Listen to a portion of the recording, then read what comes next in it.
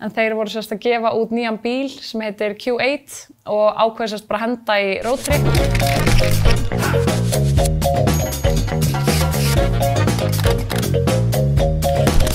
Ég heiti Ása Steinsdóttir og ég er frílansari, aðalega sérhæfi mig í ljósmyndun og við samfélagsmiðla. Markaðssetning og ljósmyndun hefur alltaf fylgt mér og verið mikið áhugamál hjá mér, en ég var í Háskólanum í Reykjavík í 6 ár og eftir það þá fór ég að ferðast Asíu í frekar langan tíma og þá kviknaði svona áhuginn á ljósmyndunni ennþá meira.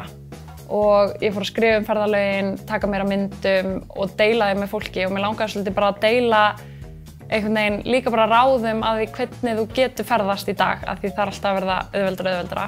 Og ég myndi segja svona meðfram ferðablogginu mína þá fór svona áhuginn minn á samfélagsmiðlum að aukast og ég fór að deila myndefninu mínu þar og í gegnum það opnuðist alls konar tækifæri sem að ég einhvern veginn bjóst ekkert alveg við, eins og maður kannski farin að geta fengið hótelgistingu í skiptum fyrir að mynda morgunverðarhlaðaborðið. Eftir að vera svona lengi í burtu þá einhvern veginn áttaði ég mig á því hvað Ísland er magnað land og hvað við eigum bara stórbrotna náttúru og ég fór einhvern veginn að ferðast enn meira bara landið okkar og ég var í fullu starfi en ég nýtti allan minn frítíma að fara út á land og ljósmynda og deila því. Eftir að hafa verið í þessu í ákveðin tíma þá fór ég svona að taka eftir því að það lágu klárlega tækifæri í þessum heimi, bara heim samfélagsmiðla.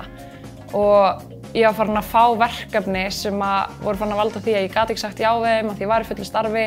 Og þá kom einhver svona tímapunktur hjá mér, bara er ég alveg bara að hætta í vinnunni og bara fara út í þetta 100%. Sem var alveg klárlega scary, en ákvað bara að go for it. Já, þar sem að minn helsti fókus er ljósmyndir, að þá er Instagram náttúrulega sá miðill sem að meika langmest sens fyrir mig. Og ég myndi segja að þar er minn svona helsti fókus og kannski flest tækifæri hafa komið í gegnum þann miðill.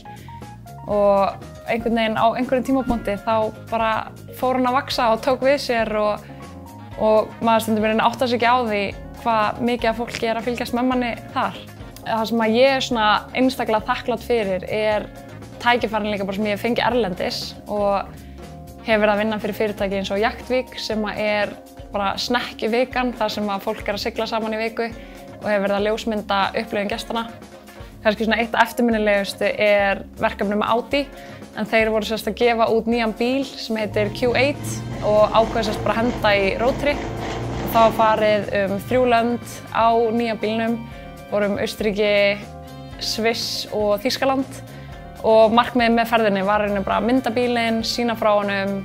Þannig að þetta var alveg bara ótrúlega skemmtilegt verkefni að fá að vera í klikkar náttúru á geggjuðum bíl og fá greitt fyrir það, bara draumurum fyrir mér.